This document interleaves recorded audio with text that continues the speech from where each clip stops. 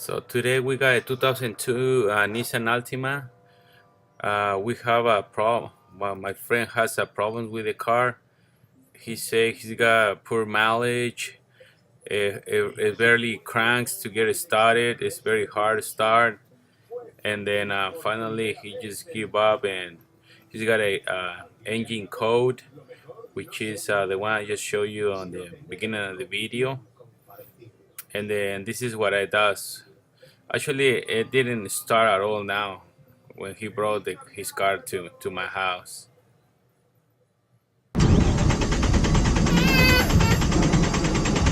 Just like that. Okay, so we're now go ahead and look for the sensor. It's right behind the engine. We had to remove the air housing. It's down there. It's the crankshaft sensor. So we had to replace it and see what's going on. He said they just replaced it a few months ago, and the light came on again. So we're gonna look at it and see what's going on. Okay, so before you start, just remove the negative battery cable before you start changing the sensor. Okay, just be careful. After that, we're gonna start just moving everything out of the way.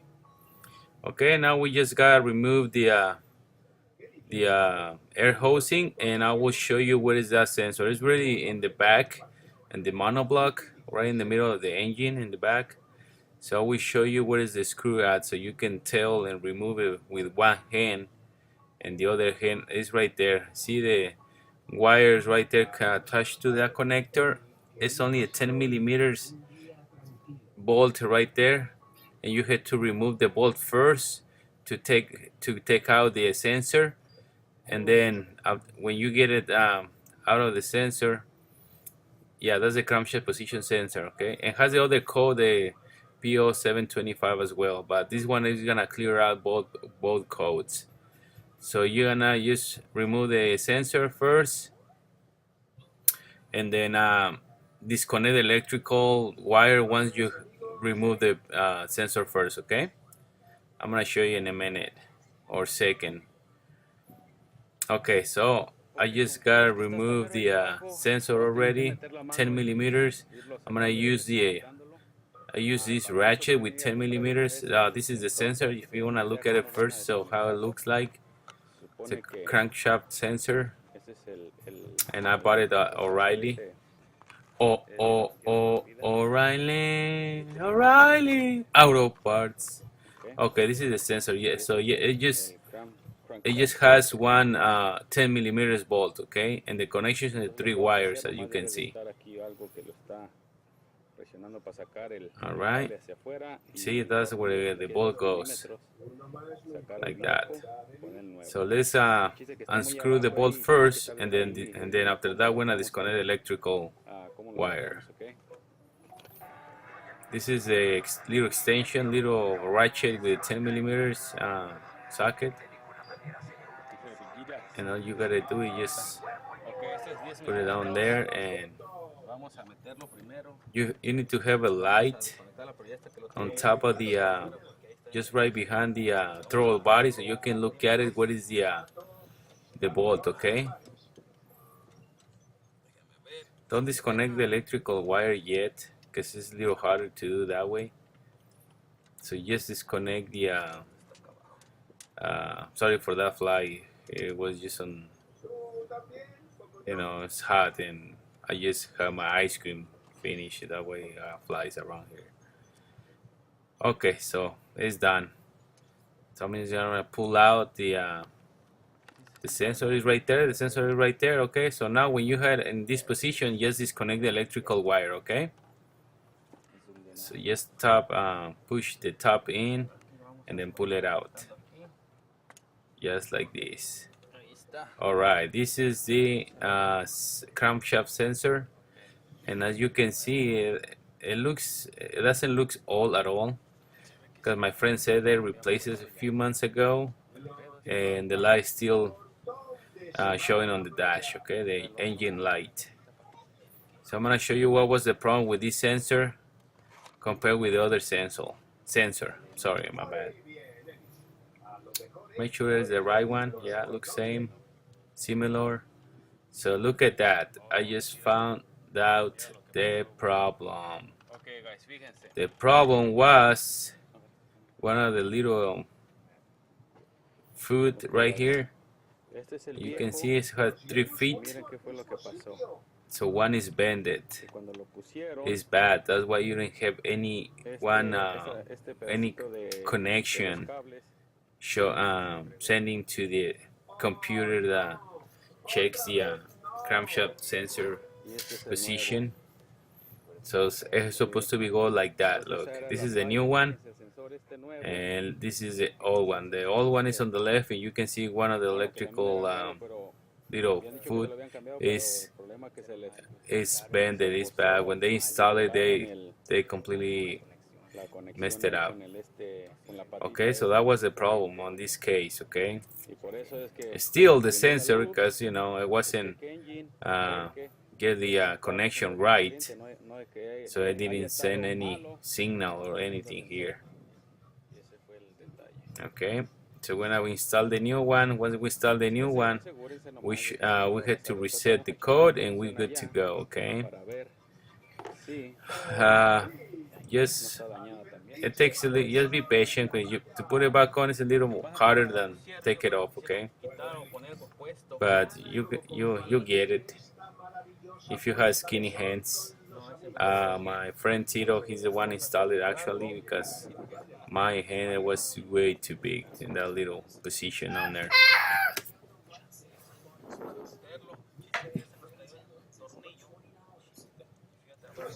Okay, so now after you install it, you have to reconnect everything, put the housing back on, the battery back on, and just like this. Okay, we have everything ready to go. We are gonna go ahead and get the car start and see if the code just gone.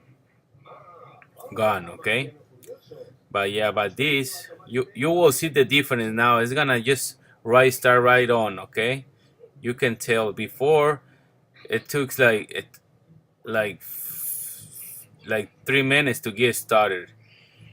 Okay, but look at now. Oh, I'm gonna reset the code. Right on. You see? Now it's good to go.